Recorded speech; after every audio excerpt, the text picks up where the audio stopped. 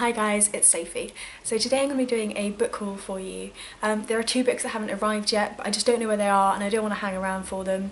I'd originally done it as an unboxing, which I already filmed, but I didn't like the way it came out, so unfortunately they're all just here, but hopefully you enjoy it anyway. So the first book I got was Hazef's The Nightingales Are Drunk, and this is a 14th century Persian poet, and their poems all about sort of love and spirituality.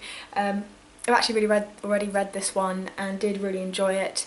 There was one particular line that I thought was absolutely stunning, and I'll try and find the stanza for you now. See that you hide your wine cup in your sleeve. Your jug's lip sheds its wine, blood red. And in the same way these cruel times ensure, red blood is copiously shed. It's absolutely gorgeous. I think it's really accessible as well.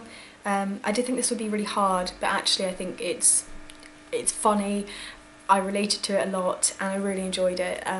I would read more of this, I think. I'd never considered this element of poetry before, sort of looking at foreign poetry that's also historical, but I really enjoyed the experience of reading it. And the next one I got was The Telltale Heart by Edgar Allan Poe. I've read The Raven, but I've never read any other Poe before, and I think these are 3 short stories by him. Just really intrigued to see what these are like. Everyone always says that I'd like Poe, so I'd like to see whether or not they're right. And the next one I got was How Much Land Does a Man Need by Leo Tolstoy. I read Nabokov's Lolita recently, and that was my first piece of Russian literature, so I thought this would be a good way to explore another sort of section of Russian literature and just see what's out there really. I really enjoyed Nabokov's writing style, and quite interested to see what Tolstoy compares to that. And the last little black classic I have is Miss Brill by Catherine Mansfield. I've never read any Catherine Mansfield before, but I've heard very good things about her. I believe she's a New Zealand author, and these are a collection of 3 short stories, which I thought would be quite a nice way to get into the writing and see if I want to start on a full-length novel. And the next one I have is The Enchanted by Renée Denfeld. This one floated around BookTube a while ago, probably at the beginning of the year I think, and it's about death row essentially. So it's about a woman who tries to get people off of death row and about the inmates on death row. Death row itself holds quite a special place for me. I used to do a lot of work with Amnesty International in which I wrote to people on death row, so I feel I do have a relatively good understanding of sort of the psyche of it and sort of how it feels to be on death row, because I wrote to one individual for just a little over 2 years before he was put to death, and I felt I learnt an awful lot from this. So I'm quite excited to see what this book delivers and if it is as good as all the reviewers would seem to think it is. And the next one I got was a YA book. I haven't read YA in a while and I just fancied something light but pretty. So I got The Strange and Beautiful Sorrows of Ava Lavender by Leslie Walton. It's an absolutely gorgeous book. If you see the sort of gold effect on the front, I think it was beautiful, and I've just heard so many lovely things about this. It's a magical realism novel about a woman, or a girl I suppose because it's YA, who begins to grow wings, and you're not really sure if she is growing wings or whether it's a sort of metaphor for something going on in her life. Everyone has sort of raved about this and I would like to just sort of have a go and see what it's like. And then the next one I have is Pretty Much the Fault of Jen Campbell. She says some amazing things about The Gracekeeper by Kirsty Logan, and I know that a short story collection, I think it's short stories, has just come out in a sort of hardback limited edition bind that will be coming out in paperback next year, and people are getting very excited over that. I think it was a 1,000 print run.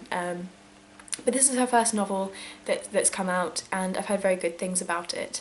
It's essentially, I believe, about a sort of pirate circus which floats, a floating circus, and this woman who escapes with her bear and comes across another woman floating through the sea and they interact in some way. I don't think it's a love story, but it sounds so intriguing. The book itself is absolutely stunning. And yeah, it sounds really lovely, and I just saw it in Waterstones and just had to pick it up. And the next one I have is A Little Life by Hanya Yanakari. I think that's how you say it, but I may be saying it wrong, apologies if I am. This is one of the Man Booker long list nominations, and I've heard an awful lot of good things about it. I've heard it compared to The Secret History, which I haven't read yet, but everyone thinks I love The Secret History, and I just saw this one and thought, this for me in my mind is probably going to be the winner of the Man Booker. Having not read any of them, I don't know why I think this, I just feel like this appeals to a lot of people, and I feel as though it is, you know, it seems to be quite an important book, and I just feel like this might win, and I'd like to read it just to see what I do actually think of it. It's a bit of a chuffer of a book, but hopefully I do enjoy it. It's about sort of a group of individuals who are living in New York and about their sort of hardships in growing up and sort of going into the real world. The subject matter sounds interesting to me as well, so I'm really looking forward to this one. And then the last one I have is Barbara the Slut and Other People by Lauren Holmes. So this is a collection of short stories about women and about sort of, I think, women's issues to an extent, and I really wanted some short stories again. I just really fancy that sort of experience of diving in and having a story and it being done and wrapped up, but it's just lovely, and I thought this would be a really good one to get. I think it sounds like a really interesting book. The cover's interesting and the title's amazing. I've actually read the first story this morning and enjoyed it, enjoyed the writing style, thought it was very accessible, so happy to finish this one off, maybe this afternoon. So these are all the books that I have bought in the end of the month of August and the beginning of the month of September. So we'll see how they all go. I'm really excited for lots of them, and this, along with the Luminaries, completes my entire reading list that I currently have of unread books. So that's a little bit of a context for you. Thank you ever so much for watching, and I will see you in my next video. Bye bye.